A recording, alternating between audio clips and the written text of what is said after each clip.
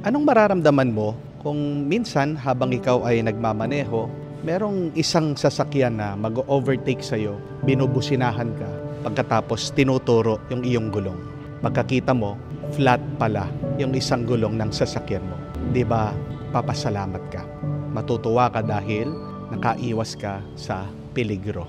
O anong mararamdaman nyo kung minsan ikaw ay naglalakad sa kalsada, tapos merong isang tao na nakasalubong mo, tinuturo ka. Paglapit sa iyo, nakita mo kung ano yung tinuturo niya, yung palang iyong pantalon, nakabukas ang zipper mo. Diba? Medyo mahihiya ka, pero papasalamat ka. Dahil mas nakakahiya kung tuloy-tuloy kang naglalakad na nakabukas ang iyong zipper. Anong iyong mararamdaman kung habang ikaw ay kumakain, yung iyong kaibigan, tinuturo yung iyong baba? Meron ka palang kanin nakadikit dito sa iyong mukha. O kaya naman, kung yung kaopisina, katrabaho, tinuturo yung iyong ilong, meron ka palang dumi dito sa iyong ilong. Di ba, magpapasalamat ka din dahil alam mo, concerned sila sa iyong itsura.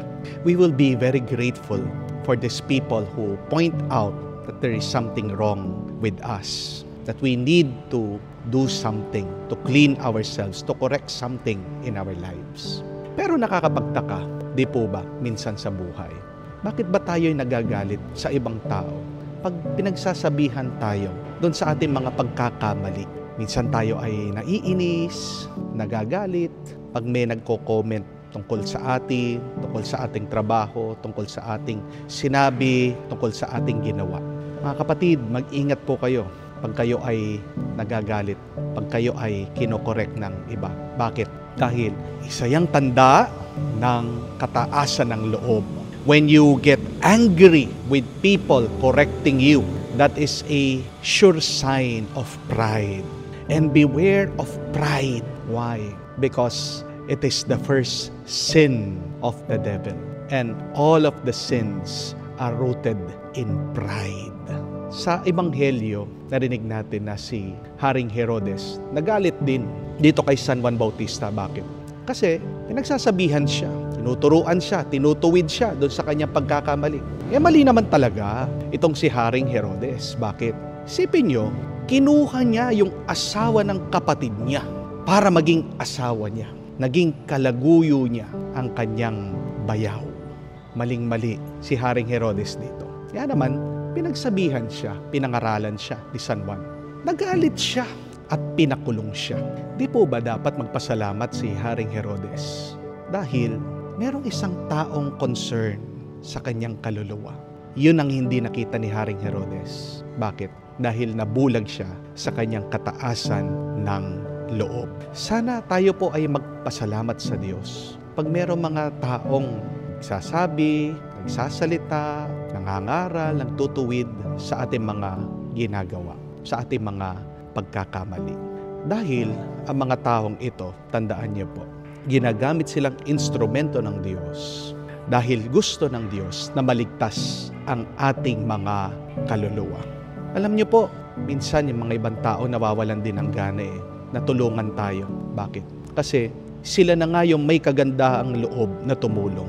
Pero dahil tayo ay galit, tayo ay naiinis sa kanila, nawawalan sila ng gana. Hindi man ma-appreciate yung kanilang ginagawa.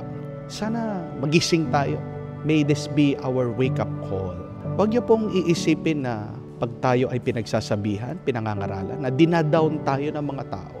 May we have the humility to reflect if what people are saying is really true. Sana manguna yung pagpapakumbaba kesa do sa kataasan ng loob, kesa do sa inis, kesa do sa galit. Hindi mo alam, yan ang pamamaraan ng Diyos dahil gusto ng Diyos na ikaw ay mapabuti, ikaw ay malapit sa Kanya, ikaw ay maligtas niya. At sana din po, para sa mga tao na may kagandahang loob, huwag po kayong magsasawa na tumulong sa mga tao na nangangailangan na maituwid, magbago ang kanilang buhay. Alam ko po, napakahirap na ikaw na nga yung gumagawa ng mabuti, gumagawa ng paraan para hindi mapasama yung tao. Ikaw pa yung ginagawang kontrabida, ikaw pa yung ginagawang masama. Dahil tandaan niyo po, alam ng Diyos yung iyong ginagawa. Dahil kung wala kang ginawa, doon sa pwede naman meron kang magawa, sisingilin ka din ng Diyos. Tandaan niyo po, ang kasalanan ay hindi lang yung ginagawa. Ang pagkakasala ay yung meron ka dapat ginawa pero hindi mo ginawa. The Lord will also ask us, someday, what have you done? Meron ka dapat na itulong pero hindi ka tumulong. Bayaan niyo po kung magagalit sila, kung maiinis sila. No? Ang mahalaga dyan ay yung totoo ka sa misyon ng Panginoon.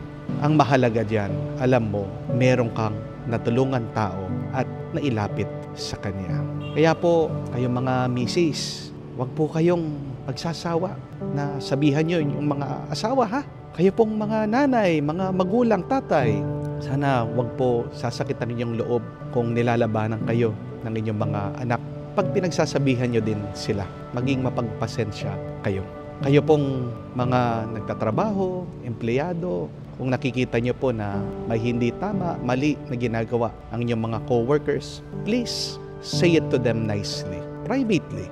At kung may nakikita bang kayo sa Facebook, sa social media na hindi tama, alam niyo po magandang gawin. Private message yung taong yun. Huwag niyo agad na ipopost, ipapublic, kasi napapahiya po yung tao eh. Yun po yung magandang gawin. Kung kaya mong ituro na may flat tire, kaya mong ipakita na nakabukas yung zipper, kung kaya mong pagsabihan na mayroong dumi sa kanyang baba o ilong, ano ba naman yung kausapin mo yung tao kung siya ay napapariwara na siya ay nagkakasala.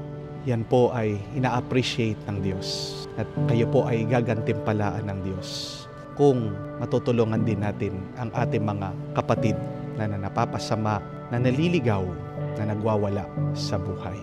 Manalangin po tayo. Bigyan tayo ng tatag, lakas ng loob, ng pasensya, na manatili, tutuwid ang ating mga kapatid sa kanilang pagkakamali. At sana, huwag tayong magagalit pag tayo ay tinutuwid. Do not get angry when you are corrected. Because when people correct you, it is not because they don't like you. On the contrary, they love you and they want you to become good and to be holy.